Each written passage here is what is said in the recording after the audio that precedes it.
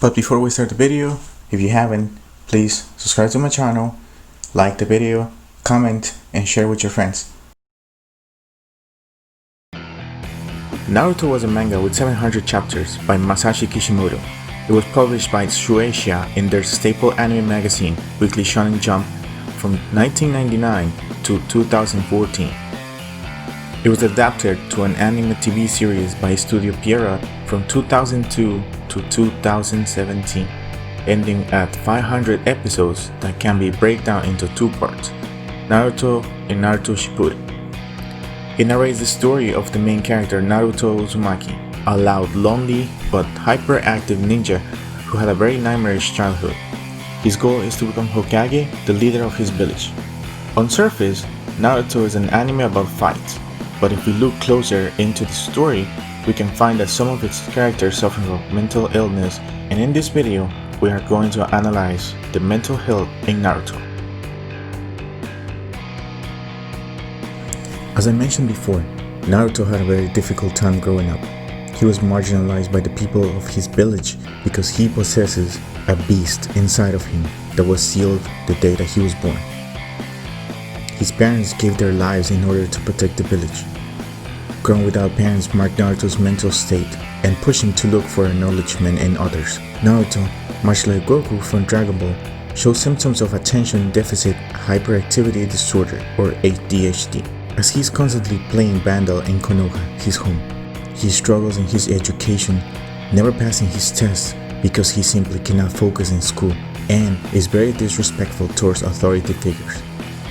As Naruto grows and becomes more mature, these symptoms appear to diminish. He becomes more responsible, leading to having friends like Sasuke Uchiha and Shikamaru Nara, an eventual marriage with Hinata Hyuga, and later fathering 2 kids.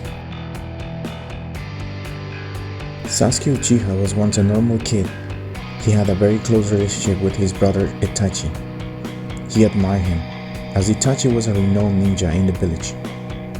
One day, after a long day of training, he returned home only to find blood, death, and despair.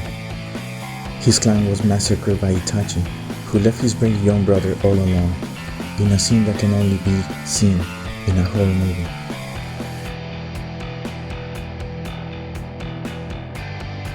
Like Naruto, Sasuke grew up without parents. However, there's a huge difference between them both. Unlike Naruto, who never met his parents until later in the story, Sasuke was once happy, in a loving home, and suddenly, everything was taken away in an instant.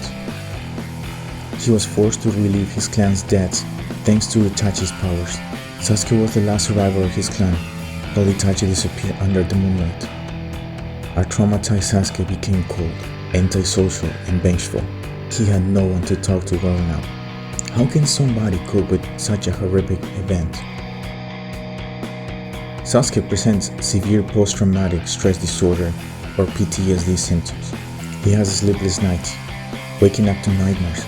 He carries the guilt through the story because he doesn't feel strong enough to kill Itachi. Sasuke constantly says that no one can understand his pain. Eventually, Sasuke becomes a better man and has a family, yet the symptoms persist. Besides Naruto and Sasuke, there are several other examples of mental illness cases. Tsunade, the 5th Hokage, lost her brother and her lover. These traumatic events made Tsunade seek refuge on alcohol and gambling, becoming an addict, and she also has blood phobia. Gaara has a beast sealed inside of him, much like Naruto.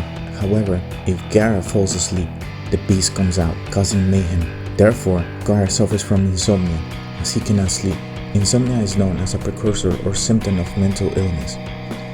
He was also traumatized when he was a kid, with the death of his mother, and grew up very similar to Naruto, being shunned by his village for having a monster inside of him and becoming unstable for his lack of sleep and hatred towards himself. Naruto is not a sad anime, but a story of a kid learning, falling down, and getting up. A story about working really hard to achieve goals. Naruto earns the love and respect of his village and his friends, and despite his issues, he was able to become Hokage. having a good life with friends and family of his own. He's able to bring peace to his world, and he shows us that anything is possible.